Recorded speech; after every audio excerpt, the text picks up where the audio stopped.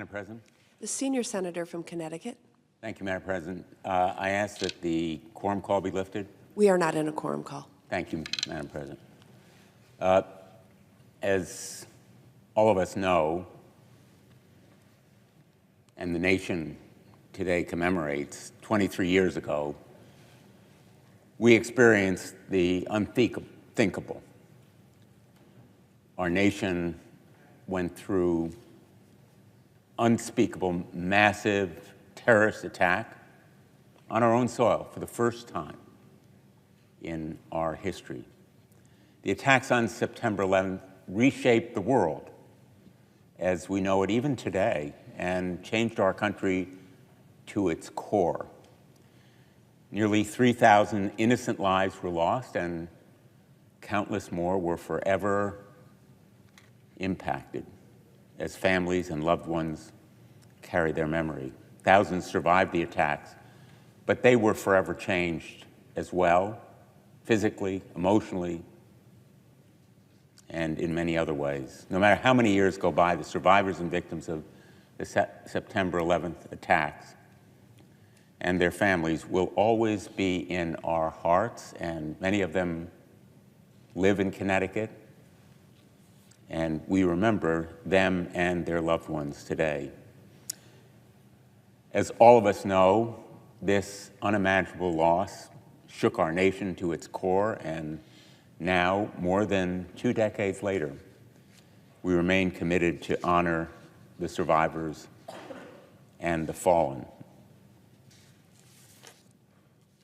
We remember the people we lost, but we should also remember the survivors, the loved ones of the fallen, the first responders who continue to bear the wounds of that day and the successive days, the veterans who bear the visible and invisible wounds of war, because the ripple effects of that attack on September 11th continue to haunt us, and we should remember not just the horror of that day, but also the heroism, because in the days and weeks afterward, as well as on that day, that heroism helped to bring us together as a nation as never before since. We were as one in those days, and all of us have memories, especially in Connecticut and other states impacted directly in our losses, the vigils, the conversations, and the acts of kindness and generosity, most of them totally unrecorded, and many of them now perhaps unremembered. But in remembering the great heroes whom we lost, in their honor, we should also remember the loved ones who survived them. That is the reason that we have the Victims' Compensation Fund, and that is the reason that we are fighting for justice for them, so that their rights are vindicated, whether it's in court or through diplomatic channels. They deserve justice against all who were complicit in the unspeakable, horrific acts of that day, all who supported them and who enabled them. And that is the reason why in Congress I have helped to lead efforts to keep the courthouse doors open to their legal action, along with a bipartisan group that in fact overrode the veto of a president on JASTA. So justice for the loved ones. And the wounds of that day will never completely heal because we suffered losses that we will never forget. Our friends who lost lives. In Connecticut, we gather every year in one of our most beautiful parks, Sherwood Island in Westport, where there is a memorial. Every year, many of those loved ones come for a ceremony that is both solemn and exquisitely beautiful. And every year we lay flowers at that memorial as part of our remembering. But we also know that on that day, first responders rushed toward danger. They ran into burning buildings. And many of the firemen and police from Connecticut spent weeks breathing in toxic chemicals from burning jet fuel and concrete filled with asbestos that has led thousands of them to develop chronic medical conditions that require ongoing medical treatment and consistent monitoring for delayed onset of illnesses such as cancer. And that is why in 2010, Congress created the World Trade Center Health Program to provide health care services with no out-of-pocket costs, none, to those directly impacted.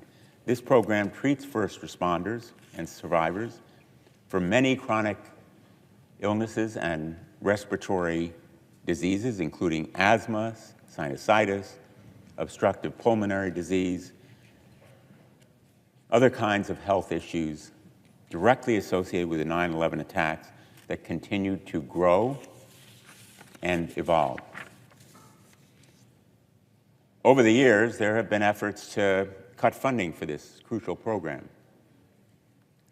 To be clear, let us resolve on this day that defunding the World Trade Center Health Program would be an unforgivable betrayal of the thousands of individuals who risked their lives in the 9/11 attacks. I will continue fighting against any attempt to strip even one first responder or survivor of the health care they deserve. In Connecticut, as of June 2024, 1,365 individuals were enrolled in this program. They deserve that we continue this support. And that is also why I'm proud to join my colleagues in introducing the 9/11 Responder and Survivor Health Funding Correction Act. It ensures that the World Trade Center Health Program receives permanent and mandatory funding while updating the outdated funding formula to prevent a shortfall that would put survivors and first responders at risk of losing access to health care. We cannot afford, in terms of conscience and conviction, this betrayal of our solemn obligation to those first responders and their families. And likewise to veterans,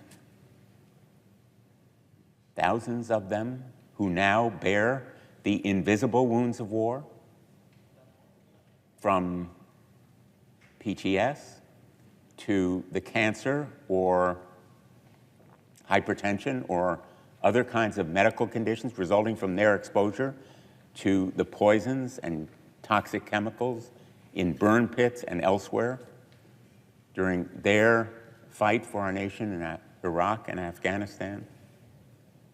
We need to keep faith with them. The PAC Act should be fully funded, robustly supported by Congress, and never abandoned.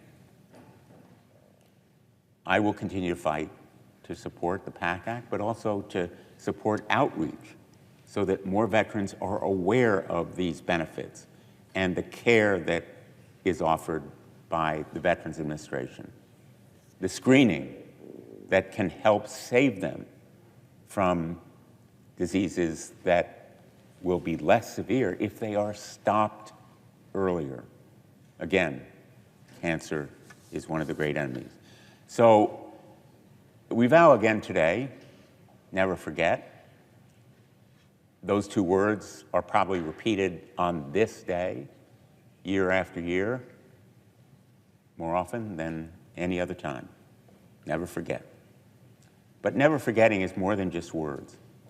It is a commitment to honor the memories of the fallen with action. The fallen on 9/11, the fallen who died afterward from diseases that resulted from 9/11, the fallen among our veterans